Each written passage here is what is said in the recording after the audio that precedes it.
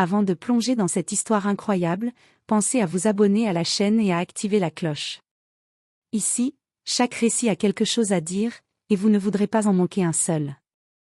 Le vent glacé soufflait à travers les ruelles de New York, sifflant entre les immeubles comme un avertissement muet. Sur un trottoir humide, recouvert de flaques d'eau et de détritus, un petit garçon aux vêtements trop grands pour lui se blottissait contre un mur froid. Ses yeux, grands et sombres, scrutaient les passants avec une inquiétude mêlée d'espoir. Ses mains tremblaient non seulement à cause du froid, mais aussi de la faim qui le rongeait depuis des jours.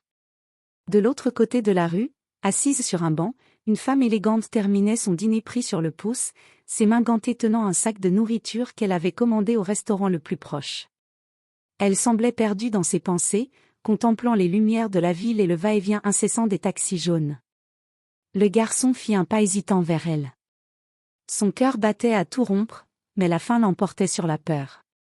Il leva les yeux et, d'une voix faible, demanda. « Puis-je avoir vos restes, madame ?» Le monde sembla se figer un instant. Les passants continuaient leur route, indifférents, mais la femme, elle, sentit un frisson traverser son échine. Elle regarda dans ses yeux et vit plus que la misère, une force, une volonté de survivre malgré tout, un éclat d'humanité qu'aucune richesse ne pouvait acheter. Elle se leva lentement, posa son sac sur le banc et s'agenouilla à sa hauteur.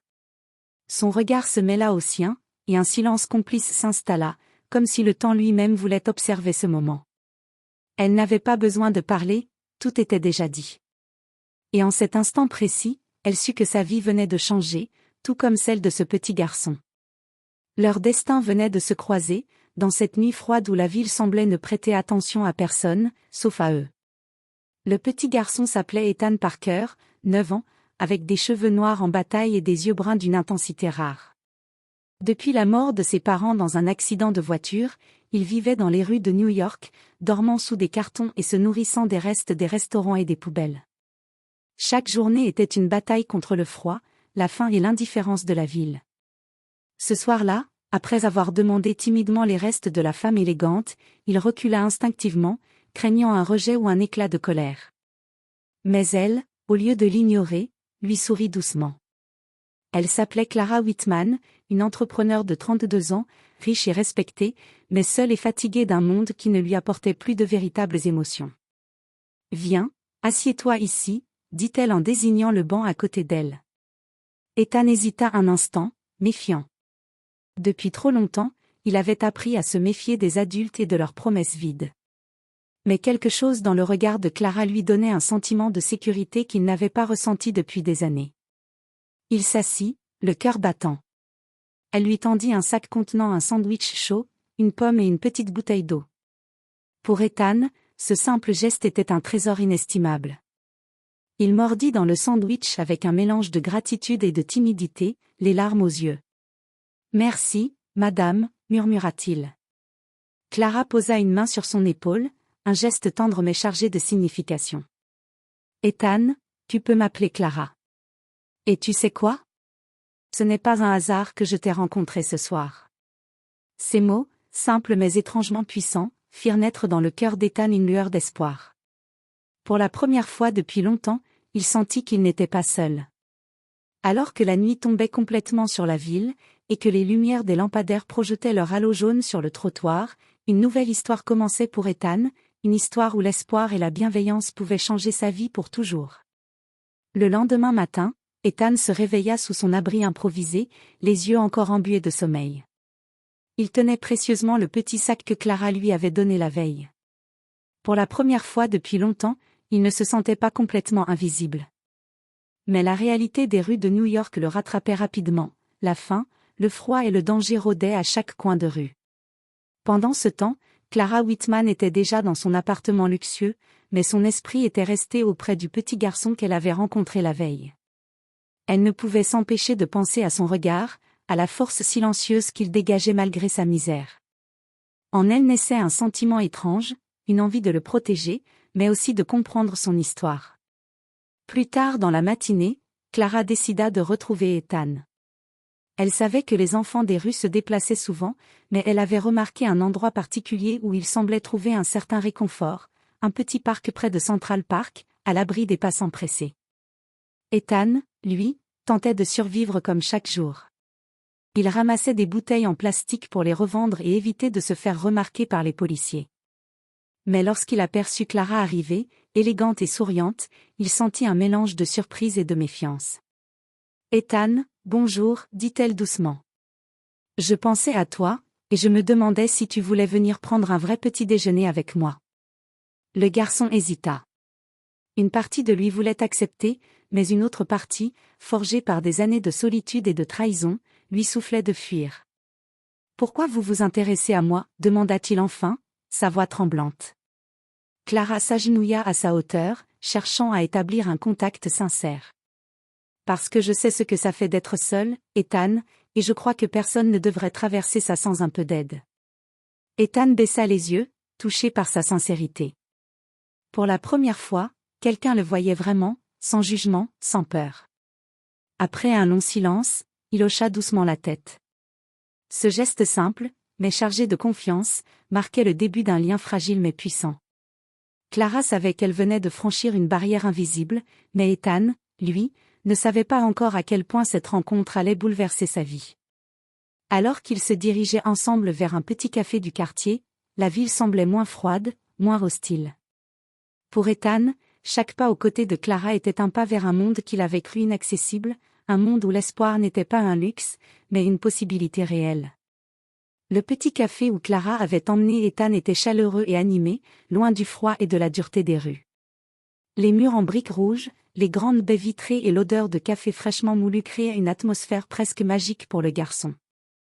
Pour la première fois depuis des mois, il se sentait normal, simplement un enfant, et non un survivant des rues.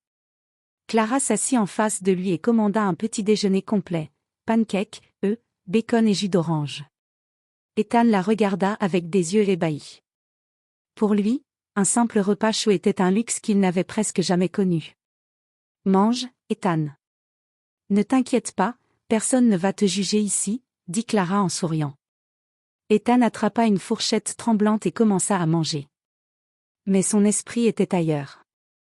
Les souvenirs de ses parents disparus, de la maison vide, des voisins indifférents, et des nuits passées à pleurer sous les ponts refirent surface. « Vous êtes vraiment sûr que vous voulez m'aider ?» demanda-t-il timidement, la voix brisée par l'émotion. Clara posa sa main sur la sienne, avec une douceur infinie. « Ethan, personne ne mérite de vivre dans la peur ou la faim. Et toi, tu mérites de sourire, même un petit peu. » Le garçon hocha la tête, mais il ne pouvait pas s'empêcher de se demander pourquoi une femme aussi riche et puissante s'intéressait à lui. Les cicatrices de son passé l'avaient rendu méfiant, et il craignait toujours que l'aide se transforme en abandon ou en rejet. Clara, percevant sa peur, décida de partager un peu de son histoire. « Tu sais, Ethan, je n'ai pas toujours eu cette vie. J'ai travaillé dur pour arriver ici, mais ce qui compte, ce n'est pas l'argent, c'est ce qu'on fait pour les autres quand on en a la possibilité. » Ces mots résonnèrent profondément en Ethan. Il avait appris à survivre seul, mais il comprenait maintenant qu'il pouvait exister un monde où quelqu'un se souciait vraiment de lui. Après le petit déjeuner, Clara proposa. « Écoute, Ethan, si tu veux, tu peux passer quelques jours chez moi. Juste pour voir ce que ça fait d'avoir un endroit sûr, de la nourriture chaude, et un vrai lit. » Ethan resta silencieux, submergé par l'émotion. Il avait passé des mois à rêver de sécurité et de chaleur, mais jamais il n'aurait imaginé qu'on puisse lui offrir cela sans arrière-pensée. Finalement, il murmura, presque pour lui-même. « D'accord, je veux essayer. » Clara lui sourit, un sourire qui parlait plus que n'importe quelle promesse. Elle savait que ce n'était que le début, que le chemin serait long, et que les blessures d'Ethan ne disparaîtraient pas du jour au lendemain. Mais elle était prête à l'accompagner, et pour la première fois depuis longtemps, Ethan sentit qu'il n'était plus seul dans ce monde cruel. Le taxi les conduisit à travers les rues animées de Manhattan. Pour Ethan, tout semblait irréel, les gratte-ciels étincelants, les boutiques de luxe, les lumières qui brillaient même en plein jour. Il avait grandi dans les ruelles sombres et les parcs froids de la ville, et cette excursion dans le monde des riches le remplissait à la fois d'émerveillement et de nervosité. Quand Clara arriva devant son appartement de luxe, un élégant immeuble de verre et d'acier, Ethan resta bouche bée. Le hall d'entrée était immense, décorée de sculptures modernes et de tapis persans. Les portes automatiques s'ouvrirent comme par magie et un majordome, un homme grand et impeccable nommé James, les accueillit avec un sourire poli. « Bonjour, Madame Whitman, et vous devez être Ethan. »« Bienvenue, » dit-il en inclinant légèrement la tête. Ethan murmura un timide « bonjour », les yeux écarquillés par la grandeur des lieux. Clara lui prit la main pour le rassurer. « Ne t'inquiète pas, Ethan. Tout va bien se passer. Tu es en sécurité ici. » James les guida jusqu'à un appartement somptueux. Ethan entra dans le salon et s'arrêta net.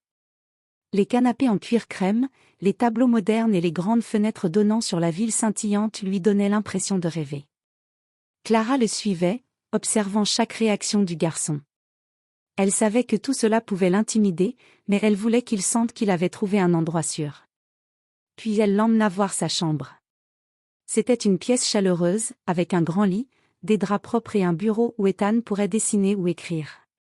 Une étagère était déjà remplie de livres et de jeux qu'elle avait soigneusement choisis, pensant que ce petit garçon méritait de découvrir le monde au-delà de la rue. « C'est pour toi, » dit Clara doucement. « Tu peux rester ici aussi longtemps que tu veux. » Ethan sentit un nœud dans sa gorge. Il voulait parler, dire merci, mais aucun mot ne sortait. Ses yeux brillaient de larmes retenues. Il n'avait jamais connu une telle générosité. Mais la vie n'était jamais simple. Tandis qu'Ethan explorait sa nouvelle chambre, un son inattendu retentit, un téléphone sur le bureau sonna, et Clara s'éloigna pour répondre. Ethan entendit des bribes de conversation, affaires, urgence, réunion, des mots qu'il ne comprenait pas toujours.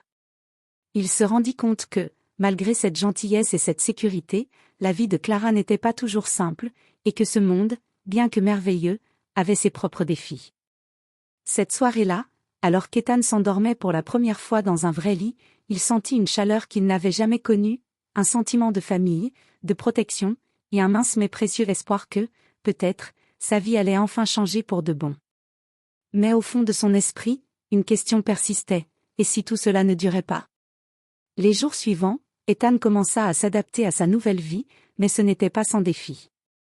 Chaque matin, Clara lui préparait un petit déjeuner chaud, lui montrait comment utiliser la douche correctement et l'encourageait à choisir ses vêtements. Pour Ethan, c'était presque irréel, des habits propres, un lit moelleux, et surtout, l'attention sincère d'un adulte qui se souciait vraiment de lui. Pourtant, malgré ce confort, il y avait des moments où son passé revenait le hanter.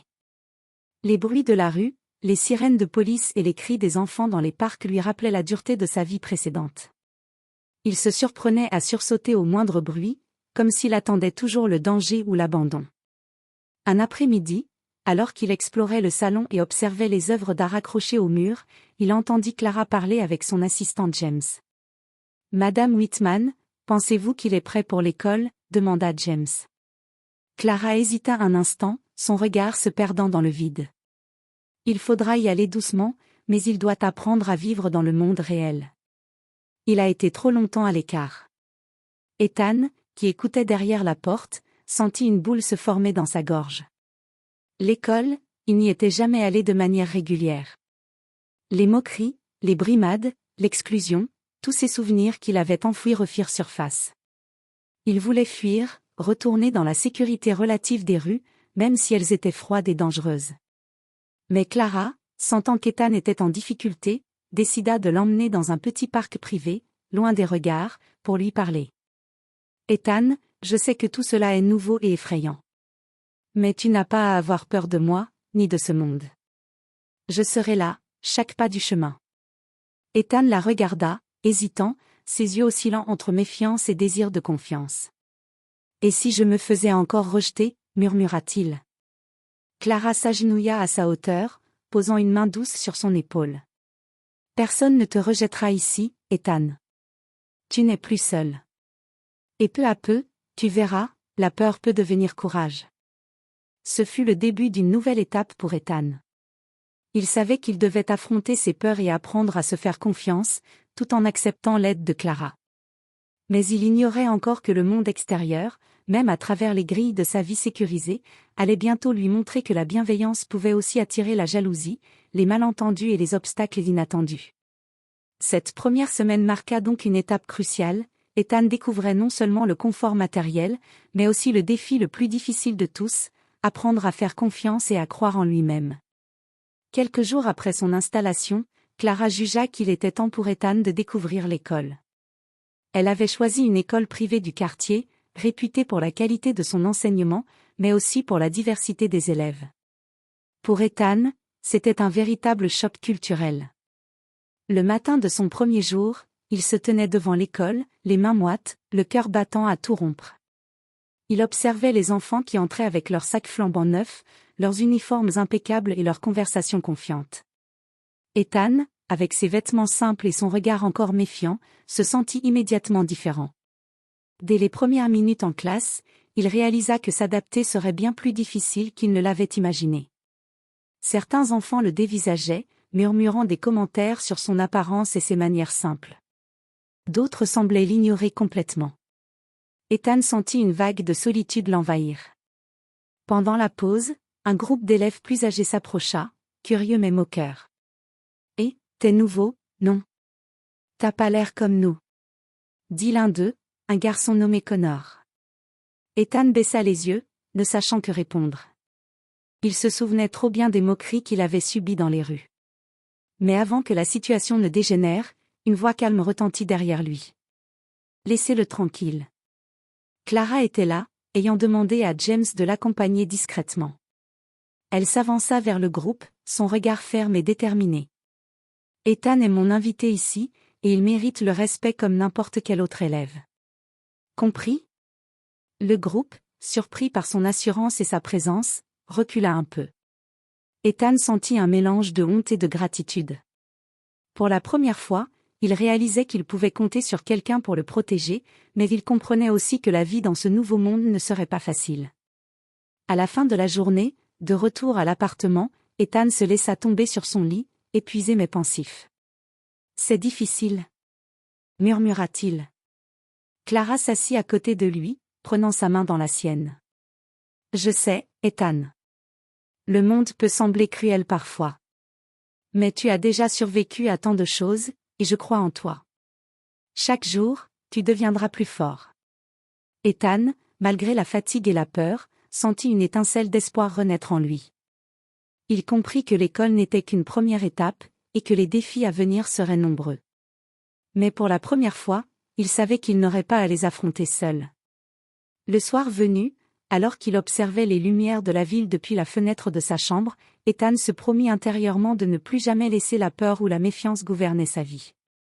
Et quelque part au fond de lui, il savait que Clara serait toujours là pour l'aider à tenir cette promesse. Après quelques semaines à l'école, Ethan commença lentement à s'habituer à ce nouvel environnement. Il fit la connaissance de Lila Bennett, une fille douce et malicieuse de son âge, qui s'intéressait sincèrement à lui sans se soucier de ses vêtements simples ou de son passé. Leur amitié naquit lors d'un cours d'art, où Lila partagea ses crayons de couleur avec lui et l'encouragea à dessiner librement.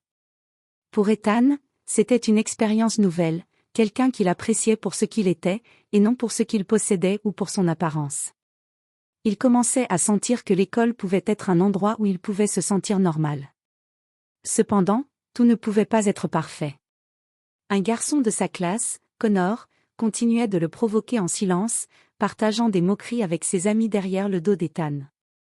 Ce dernier essayait d'ignorer les remarques, mais les murmures commençaient à s'infiltrer dans son esprit, réveillant la méfiance et les blessures du passé.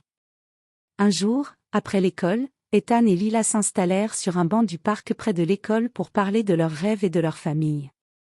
Lila voulait devenir illustratrice, tandis qu'Ethan, pour la première fois, parla de son désir de dessiner des bandes dessinées pour raconter des histoires qu'il ne pouvait dire à voix haute.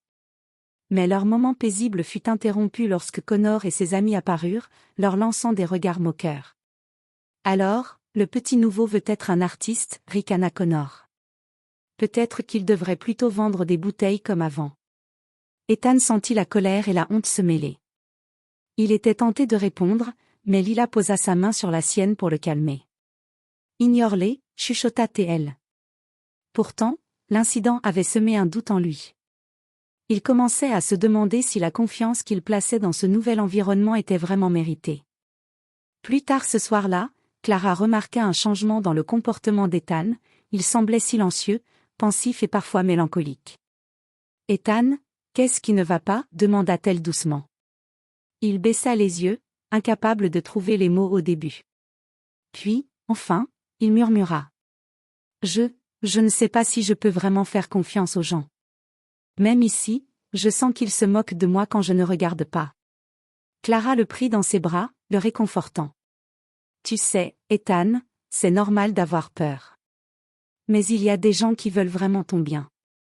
Lila et moi, nous faisons partie de ces gens. Tu dois apprendre à distinguer ceux qui t'aiment de ceux qui essaient de te blesser. Et ça, mon petit, c'est une compétence précieuse dans la vie. » Ce soir-là, Ethan comprit que même dans un monde sûr, la vie apporterait des défis et des blessures.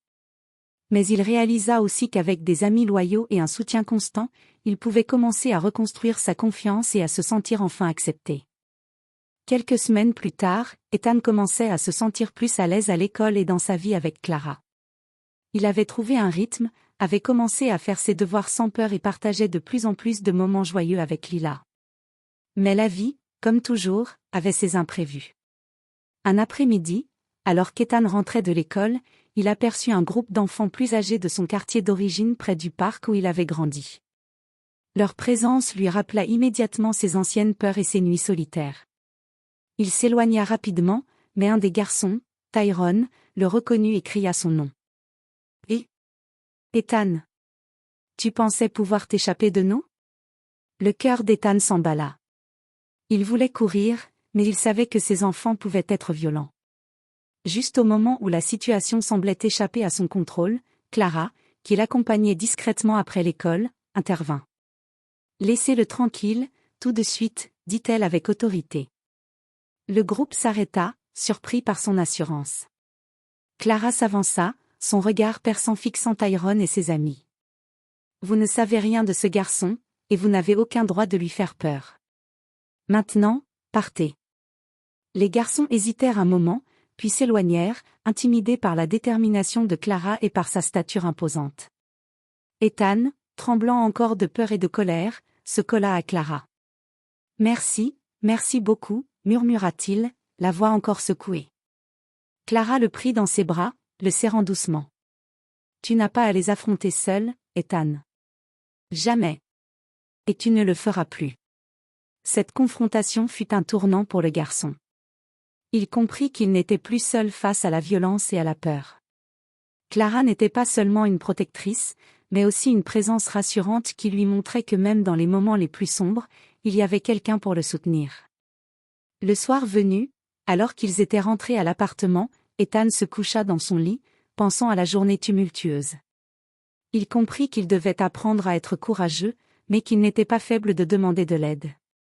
Clara avait ouvert une nouvelle voie pour lui, où sécurité, confiance et espoir pouvaient enfin exister. Pour la première fois, Ethan sentit que sa vie n'était pas seulement une succession de combats pour survivre, mais aussi un chemin vers quelque chose de meilleur. Et quelque part dans son cœur, il sut que les jours sombres n'étaient pas finis, mais qu'il avait maintenant quelqu'un à ses côtés pour les affronter. Avec le temps, Ethan commença à s'épanouir dans sa nouvelle vie. Ses dessins, autrefois simples gribouillages sur des bouts de carton ou de papier trouvés dans les rues, devinrent des œuvres détaillées et expressives. Clara remarqua rapidement son talent et l'encouragea à participer à un concours artistique local pour enfants. « Tu as quelque chose de spécial, Ethan ?» lui dit-elle un soir alors qu'il montrait ses dessins. « Tu dois laisser le monde voir ce que tu peux faire. » Ethan, d'abord hésitant, accepta. Le concours représentait pour lui non seulement une chance de montrer ses capacités, mais aussi une manière de prouver qu'il méritait cette nouvelle vie. Lila l'aida à peaufiner ses dessins, partageant conseils et encouragements. Le jour du concours, l'excitation et le trac se mêlaient en Ethan. En entrant dans la grande salle, il vit des dizaines d'autres enfants, tous armés de talent et d'assurance. Il se sentit un instant intimidé, craignant de ne pas être à la hauteur. Pendant le déroulement du concours, un groupe de spectateurs murmurait des commentaires désobligeants. Certains élèves qui le connaissaient de l'école privée n'hésitaient pas à rappeler son passé de garçon des rues. Mais Clara, fidèle à elle-même, restait dans la salle, son regard encourageant posé sur lui. Lorsque les résultats furent annoncés, Ethan retint son souffle. Son nom fut appelé en deuxième position. Une vague d'émotion le submergea, il avait réussi. Ce n'était pas seulement une victoire dans un concours, c'était une victoire contre la peur, l'insécurité et le doute qui l'avaient accompagné toute sa vie. Pourtant, même dans ce moment de gloire, un nouveau défi se profilait. Tyrone, le garçon des rues, et Connor, l'élève moqueur de l'école, se retrouvèrent à croiser ses pas après le concours. Les deux semblaient prêts à provoquer Ethan, jaloux de son succès. Mais Ethan n'était plus le même enfant qu'au premier jour. Il sentit sa peur, mais aussi la force que lui avait donnée Clara. « Vous ne pouvez pas m'arrêter, » dit-il avec assurance. « Et si nous essayions quand même » ricana Connor, hésitant face à son nouveau courage. À cet instant, Clara apparut, déterminée et calme. « Laissez-le tranquille. Ethan n'est pas seul. » La présence de Clara, combinée à la confiance nouvelle d'Ethan, fit reculer ses adversaires. Pour la première fois, il comprit qu'il pouvait affronter les obstacles et les jugements, armé de son talent, de sa persévérance, et du soutien inébranlable de ceux qui croyaient en lui. Cette journée marqua une étape décisive, Ethan n'était plus seulement un garçon des rues. Il était un artiste, un enfant capable de rêver, de se battre et de créer son propre destin. Mais au fond de son esprit, il sentait que la véritable épreuve n'était pas encore terminée. Les semaines passèrent, et Ethan s'était transformé. Il n'était plus le garçon timide et méfiant qui mendiait dans les rues. Ses dessins décoraient maintenant les murs de l'appartement de Clara, et ses notes à l'école étaient excellentes. Il avait appris à faire confiance, à s'ouvrir aux autres, et à croire en lui-même. Cependant, la vie n'avait jamais manqué de le mettre à l'épreuve. Tyrone et Connor, bien que contenus par la présence protectrice de Clara, continuaient de chercher à le provoquer, et la peur que quelque chose de négatif survienne restait en arrière-plan.